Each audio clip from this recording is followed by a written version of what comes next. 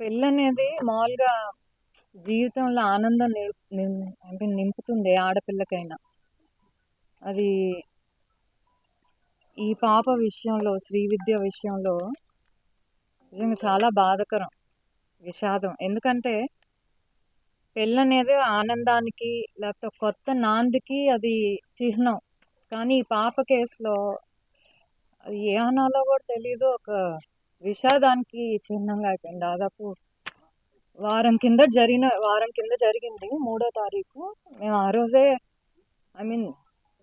తల్లిదండ్రులకి ఎలా ఉందో కానీ మేము పాప ఫోటో మాకు పంపిస్తే చనిపోయిన ఫోటో చాలా బాధ అనిపిస్తుంది. అంటే చిన్నపిల్ల, షీస్ 24 ఇయర్స్, కానీ 22 ఇయర్స్ చిన్నపిల్ల. పెళ్ళై కనీసం 3 నెలలు అవ్వలేదు. ఒక ఆషాఢం ఇంట్లోనే ఉందండి. ఆషాఢ మాసం అంటే ఇంట్లోనే ఉంటుంది కదా. పెళ్ళై 3-4 ముచ్చట కూడా తీరలా. కనీసం కాళ్ళకి పారానార ఉండదు, తోరణాలు కూడా వాడిపోయి ఉండవు. అలాంటిది వీళ్ళ ఇంట్లో ఇంత విషాదం చోటు చేసుకుందంటే ఆ పిల్ల ఎంత మానసిక హింసకి, శారీరక హింసకి గురై ఉంటుందో మేము అర్థం చేసుకోగలం. ఎందుకంటే 20 ఏళ్ళు, 22 ఏళ్ళు తల్లిదండ్రుల చాటు పెరిగి తల్లిదండ్రులు చూపించిన సంబంధం ఒక కొత్త ఇంట్లో, టోటల్గా కొత్త మనుషులు, కొత్త ఇల్లు, ఏమీ తెలియకుండా వెళ్తారంటే తల్లిదండ్రులు ఆ సంబంధం చూశారనే ఒక నమ్మకం, అంతా బాగుంటుందనే ఒక నమ్మకం, ఎన్నో కలలతో ఆశలతో వెళ్తూ ఉంటారనమాట. సరే, కొత్త ఇల్లు, కొత్త వాతావరణం అర్థం చేసుకోవటానికి కొంచెం టైం అన్నా పడుతుంది. కనీసం ఆ పాపకి ఆ టైం కూడా ఇవ్వాల వాళ్ళు. 3 నెలలకే మొత్తం ఆ పాప జీవితం అయిపోయింది. అంటే ఎంత బాధ, ఎంత బాధ. 3 నెలల ఎంత నరకం చూసుంటుంది అనేది మనం అర్థం చేసుకోవాలి. చదువుకుంది, కనీసం చదువుకోలేదంటే చదువుకుంది. ఎంఎస్సి చేసిందంటే, ఎంఎస్సి కెమిస్ట్రీ అండి, ఎంఎస్సి కెమిస్ట్రీ, గోల్డ్ మెడలిస్ట్. పిలిచి మరి ఉద్యోగం ఇచ్చారు. సొంత కాళ్ళ మీద తను నిలబడుతుంది, ఉద్యోగం చేసుకుంటుంది. ఎంతో అందమైన భవిష్యత్తు ఉంది ఆ అమ్మాయికి. అలాంటి జీవితాన్ని ఎంజాయ్ చేయటం అనేది నిజంగా అది క్షమించరాని నేరం. ఎవరైతే కారకులు అయ్యారో అది క్షమించరాని నేరం. ఎన్నో కలలతో ఆశలతో వెళ్తారు.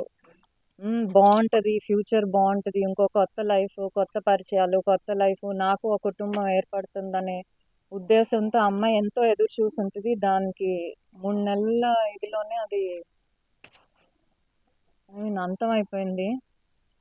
వాళ్ళు బాగా అర్థం చేసుకోగలం. మాకే చాలా ఇక్కడ ఉన్న వాళ్ళందరికీ, ఆర్డీఓ కానీ, డిఎస్పీ కానీ, చూసే కేసులు కానీ, ప్రతి ఒక్కరు అక్కడ ఆ రోజు జరిగిన సంఘటన చూసి అందరూ కూడా చాలా చలించిపోయారు. ఎంతో బంగారు భవిష్యత్తు ఉన్న అమ్మాయి జీవితం అలా నాశనం అయిపోయిందంటే తట్టుకోలేకపోతున్నాం ఎవరం కూడా. కానీ ఆడపిల్లలకి చెప్పేది ఒకటే ఏంటంటే, శారీరక హింస ఓకే, నొప్పి ఈరోజు కాకపోతే రేపు తగ్గిపోదండి. కానీ మానసిక హింస అనేది చూసారా, అది మర్చిపోలేం, రోజు గుర్తుకొస్తూ ఉంటుంది. పైగా అంతకుముందు అతను ప్రేమించిన అమ్మాయి కంటే నువ్వు అందంగా లేవు అనే ఆ హింస ఏదైతే ఉందో చేస్తారా. మరి కళ్ళు మూసుకొని చూసుకున్నాడు పెళ్లి చూపులు. మరి పెళ్లి చేసుకునేటప్పుడు కళ్ళు మూసుకున్నావు, అప్పుడు తెలియలేదు అమ్మాయి ఎలా ఉంటుందో. మరి కట్నము కావాలి. అతను గవర్నమెంట్ ఉద్యోగి, అమ్మాయి చదువుకుంది, ఉద్యోగం చేస్తుంది. కట్నం కావాలి, అమ్మాయి అందంగా ఉండాలి. మళ్ళీ వాళ్ళ కుటుంబాన్ని పోషించడానికి కూడా ఆడపిల్ల వాళ్ళ తల్లిదండ్రులే ముందుకొచ్చి చూడాలన్నమాట. ఏ న్యాయం అండి ఇది? మరి ఇన్నాళ్ళు అతన్ని పెంచారుగా, వాళ్ళ తల్లిదండ్రులు కొడుకుని చదివించుకోలేరా? దానికి ఆ అమ్మాయిని హింస పెట్టి ఇల్లు అమ్మి డబ్బులు తెమ్మంటాం ఎంతవరకు న్యాయం? పైగా చేసేది గవర్నమెంట్ ఉద్యోగం. అంటే వీళ్ళు ఇలానే ఉంటే, ఇంట్లోనే ఇలా ఉంటే, వీళ్ళు బయట అసలు వాళ్ళ దగ్గరికి వచ్చే వాళ్ళకి కూడా ఎలా సమాధానం చెప్తారండి? యాటిట్యూడ్ అక్కడే తెలుస్తుంది కదా. ఒక మనిషి ఇంట్లో ఎలా ఉంటాడు, బయట కూడా అలానే ఉంటాడు. మరి అతని మీద I don't know if there earlier any complaints are not, అతని యాటిట్యూడ్. సో దీన్ని కూడా ఏదైతే పోలీసులు మాత్రం ఎక్కడ డిలే చేయకుండా పేరెంట్స్ కంప్లైంట్ తీసుకొని కేసు అది కట్టడం జరిగింది. అలాగే దీన్ని ఇంకా స్పీడీగా ట్రయల్ అప్ చేసి అది వాళ్ళకి శిక్ష పడేదట. ఎందుకంటే ఆ పాప కోరుకుంది ఒక్కటే, నా జీవితానికి ఎవరైతే నాశనం చేయడానికి కారకులో మా ఆయన కానీ, మా వాళ్ళ తల్లిదండ్రులు కానీ తప్పకుండా శిక్ష పడాలి. నిజంగా ఆ పాప రాసిన సూసైడ్ నోట్ ఏదో రాసుకుంది. అంటే తాగి వచ్చి కొడతాడు. ఆ అమ్మాయి కంటే నువ్వు అందంగా లేవని రోజు అంటూ ఉంటాడు. పాపం మంచం కేసు కొట్టాడు. అమ్మ తలంతా నొప్పిగా ఉందని లెటర్లో రాసింది. మంచం కేసు కొట్టాడు, టైల్స్ పగిలిపోయినాయి అంటే ఎంత ఇది చేసుంటాడో చూడండి. గుద్దుతున్నాడు నన్ను, వంగదీసి గుద్దుతున్నాడని. నిజంగా ఇది డోర్ కేసి గట్టిగా గుద్దుతున్నాడు. పాపం వాళ్ళ పేరెంట్స్ చెప్పడానికి కూడా వాళ్ళు ఇబ్బంది పడతారేమో, తన వల్ల బాధపడతారని ఆలోచించి కనీసం తల్లిదండ్రులకు కూడా చెప్పుకోలేకపోయింది తను పడే బాధ. సరే తల్లిదండ్రులు కాకపోయినా తమ్ముడు చిన్నవాడు, జాగ్రత్త, నేను నీకు రాఖీ కట్టకపోవచ్చేమో అని కూడా అమ్మ నాన్న జాగ్రత్తగా చూసుకోమని రాసిందంటే అమ్మాయి ఎంత ఇదై ఉంటుందో అర్థం చేసుకోగలం. ఆడపిల్లలకి చెప్పేది ఒకటే, పెళ్ళి ఒక్కటే జీవితం కాదండి. పెళ్ళి మన జీవితంలో ఒక భాగమే.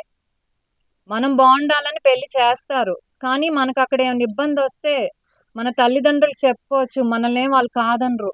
నువ్వు కష్టపడుతుంటే మళ్ళీ నిన్ను అక్కడ పంపిరు, నిన్ను మళ్ళీ అక్కును చేర్చుకుంటారు.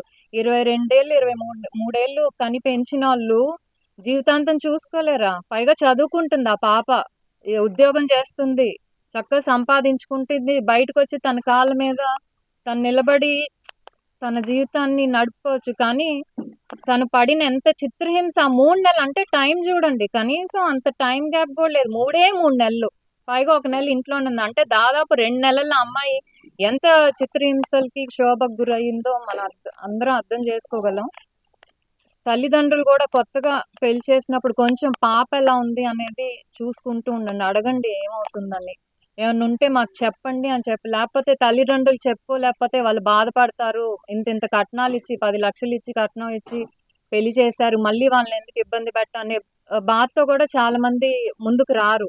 అలాంటప్పుడు పోలీసులు ఉన్నారు, లేకపోతే మహిళా కమిషన్ ఉంది, ఓఎస్సీలు ఉన్నాయి. ఇలాంటి చోటకన్నా వెళ్ళి మీ బాధ చెప్పండి. తప్పకుండా మేమందరం కూడా అండగా ఉంటాం. ఏ ఆడపిల్లకు కూడా ఇలాంటి పరిస్థితి రాకూడదు. తను ఆ ఒక్క క్షణం ఆలోచించింది, కానీ వీళ్ళకి జీవితాంతం వాళ్ళ తల్లిదండ్రులకు కానీ వాళ్ళ తమ్ముడికి కానీ ఆ బాధ అంతా జీవితాంతం గుర్తుండిపోద్ది. మేమేం చేయలేకపోయామే, పాపను కాపాడుకోలేకపోయామే అని. సో వాళ్ళు కోరుకునేది ఒకటే, ఏదైతే ఆ పాప ఉందో ఆ పాప కోరుకున్నది ఒకటే, ఎవరైతే కారకులు ఆ పాప చావుకి బలవన్ మరణమే అవుతుంది. అది ఏదో ఎవరు కూడా కావాలని చనిపోరు. ఆ స్థితికి తీసుకొచ్చారు తను అంత టార్చర్ పెట్టి, మానసికంగా కానీ శారీరకంగా కానీ. సో ఆ పిల్ల ఆఖరి కోరిక ఒకటే, ఎవరైతే నన్ను ఇంత ఇది చేశారో వాళ్ళకి తప్పకుండా శిక్ష పడాలనేది ఆ పాప కోరిక. ఆ చివరి కోరిక ఏదైతే తను కోరుకుందో అది తప్పకుండా నెరవేరేటట్టు ప్రభుత్వం తరపు నుంచి కానివ్వండి, పోలీసుల తరపు నుంచి, డిపార్ట్మెంట్ తరపు నుంచి వీళ్ళు కూడా అది మేము తప్పకుండా నెరవేరుస్తామండి. ఎందుకంటే ఇంతకంటే మేము చేయగలిగింది ఏం లేదు. ఇంకో ఆడపిల్లకి ఈ బాధ కలగకూడదు, ఇలాంటి స్థితికి రాకూడదని మేము ఇక్కడికి వచ్చి ధైర్యం చెప్పి, కానీ మేమంతా ఉన్నాం, మీకేమైనా ఆపద వస్తే, ఎవరైనా వేధింపులు చేస్తుంటే, హింస ఉంటే, అన్యాయం గురి చేస్తుంటే మా దగ్గరికి రండి. మీ ఇళ్ళల్లో వాళ్ళకి చెప్పలేకపోయినా ఓకే, మేమందరం ఉన్నాం. మేమందరం ఒక బాధ్యత గల పొజిషన్స్లో ఉన్నాం. పోలీసులు ఉన్నారు, మహిళా పోలీస్ స్టేషన్లు ఉన్నాయి, 1 స్టాప్ సెంటర్స్ ఉన్నాయి. మీకు కావాల్సిన రక్షణ అక్కడ ఉంటుంది. లేకపోతే న్యాయ సలహా కానివ్వండి, పోలీస్ సహాయం, లేకపోతే చట్టపరంగా మనం ఏం చేయొచ్చు, ఇవన్నీ కూడా మేము చెప్తాము. చేతిలో మీ బంగారం లాంటి జీవితాన్ని మాత్రం మీరు మీ చేతులతో మీరు చిరిమేసుకోవద్దు. ఆ స్టేజ్కి మీరు రావద్దు. ఆడపిల్లలు ధైర్యంగా ఉండాలి, సొంత కాళ్ళ మీద నిలబడాలి. పెళ్ళే జీవితం కాదు, దానికంటే మన జీవితం ముఖ్యం. సో ఆ మెసేజ్ ఇవ్వటానికి వచ్చి, అలాగే వీళ్ళకి మేము ఉన్నాము, తోడున్నాం, తప్పకుండా శిక్ష పడేటట్టు చేయటానికి అయితే డెఫినెట్గా మా వంతు మేము పూర్తిగా చేస్తామండి.